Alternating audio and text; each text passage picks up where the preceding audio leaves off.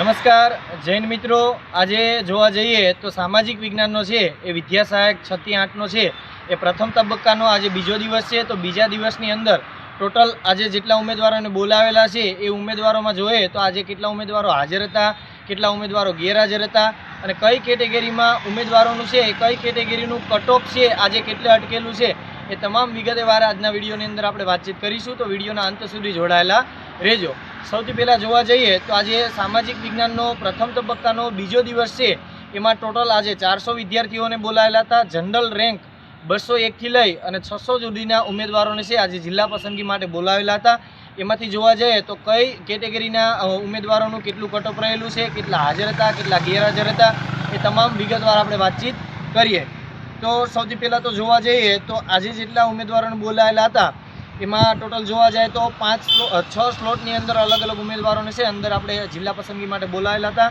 એમાં પહેલા સ્લોટની અંદર છે 51 હાજર, 29 ગેરહાજર, બીજા સ્લોટની અંદર 42 હાજર, 28 ગેરહાજર, ત્રીજાની અંદર 351 થી 400માં 31 હાજર, 19 ગેરહાજર, 401 થી 480માં 40 હાજર, 40 ગેરહાજર, 481 થી 550ની અંદર 43 હાજર, 27 ગેરહાજર અને 551 થી લઈ અને 600 સુધીમાં 32 હાજર અને 18 ગેરહાજર।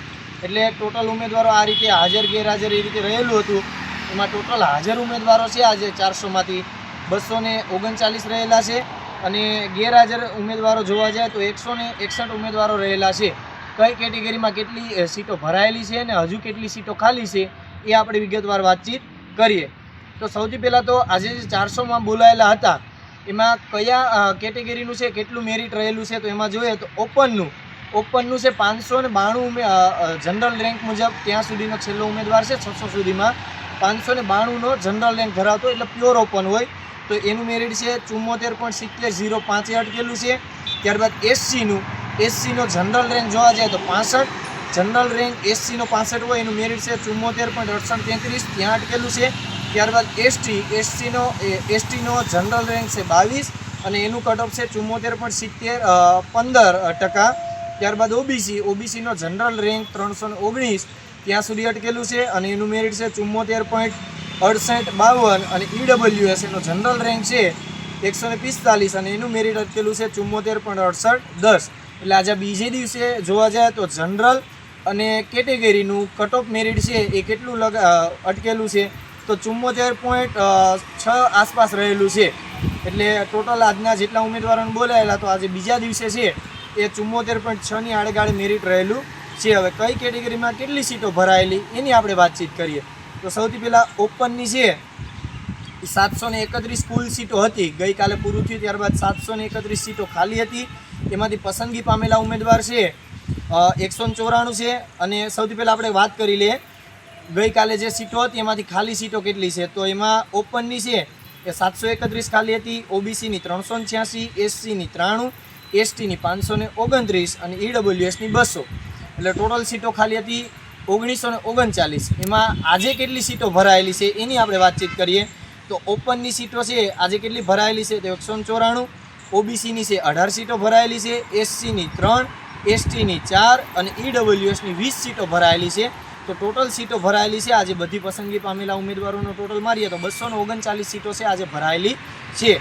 બાકી રહેતી સીટો કેટલી છે તો ઓપનની 537 સીટ બાકી છે, ઓબીસીની 368, એસસીની 90, એસટીની 525 અને ઈડબ્લ્યુએસની 180 સીટો ખાલી હજુ પણ છે। ટોટલ સીટો કેટલી ખાલી પડેલી છે 1700 એટલે 2082 જે ખાલી સીટો હતી એમાંથી આજ રોજ જોવા જાય તો 1700 સીટો હજુ પણ ખાલી છે। 2 દિવસ તો પૂરા થઈ ગયા 600 સુધીના એટલે આજ રોજ જોવા જાય તો પીએચમાં સી કેટેગરીની 19 સીટો પૂર્ણ થઈ ગઈ તો આપણે ગઈકાલે જોઈ ગયા અને એમાં 7 ભરાય છે અને ડીમાં 2 ટોટલ 27 પીએચની ભરાય છે તો ગઈકાલે આપણે વિડીયોમાં કહી દીધું હતું।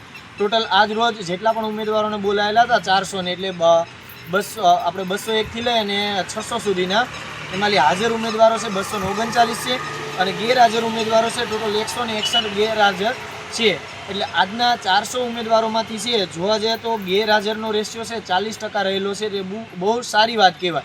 એટલે ટોટલ જોવા જઈએ તો 2082 સીટો હતી ગઈકાલે ટોટલ, એમાંથી આજ રોજ છે 2 દિવસના જિલ્લા પસંદગીના અંતે 1700 સીટ હજુ પણ ખાલી છે।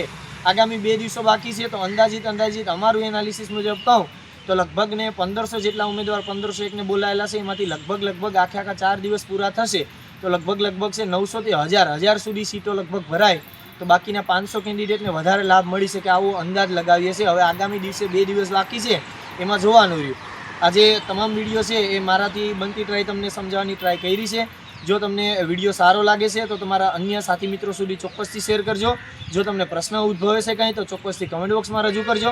અને જો તમે અમારા ચેનલમાં નવા જોડાયેલા હોય તો આવા જ અવનવા અપડેટના વિડીયો અથવા માહિતીના વિડીયો તમારા સુધી પહોંચે એ માટે ચેનલને લાઇક, શેર અને સબસ્ક્રાઈબ કરવાનું ભૂલશો નહીં. આભાર, ધન્યવાદ.